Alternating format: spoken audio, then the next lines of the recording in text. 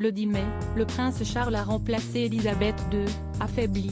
Lors de l'ouverture du Parlement, l'héritier du trône a prononcé un discours qui n'a pas fait l'unanimité. De nombreux commentateurs ont pointé une contradiction évidente dans son discours. Pour le prince Charles, c'était un moment des plus importants. Le 10 mai dernier, le futur roi d'Angleterre a remplacé sa mère, Élisabeth II, lors de l'ouverture du Parlement britannique. À cause de problèmes de santé et de soucis de mobilité, Sa Majesté a été obligée d'annuler cet événement pour la première fois en près de 60 ans et ainsi de déléguer son discours au prince Charles. Et s'il s'est montré particulièrement ému par ce moment solennel, le prince de Galles est au cœur d'une petite polémique. Dans sa prise de parole, rédigée par des représentants, il a déclaré que l'administration s'efforcerait de contribuer à alléger le coût de la vie des familles dans un contexte d'incertitude économique. Une annonce qui n'a pas du tout plu aux observateurs de la couronne. Rapidement, ils ont relevé une contradiction assez grotesque. Pour ce discours en effet, le prince Charles était installé sur un trône entièrement recouvert d'or et paré de tous les vêtements royaux. J'aurais simplement fait cette annonce depuis n'importe quelle autre pièce, portant n'importe quelle autre tenue. Cet homme est assis sur un trône d'or alors qu'il parle du coût de la vie.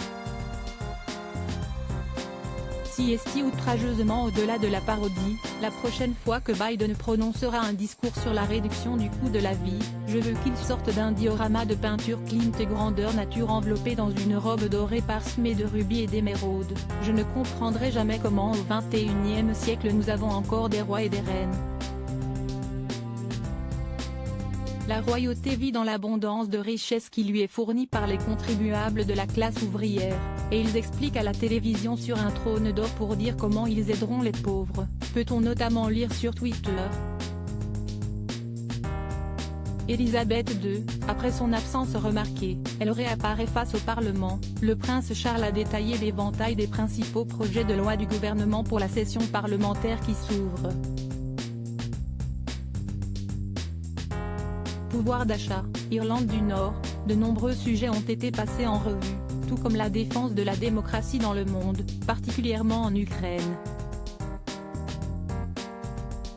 Présent aux côtés de son épouse, Camilla Parker Bowles, et de son fils aîné, le prince William, l'héritier n'a donc pas fait l'unanimité auprès des commentateurs et des Britanniques.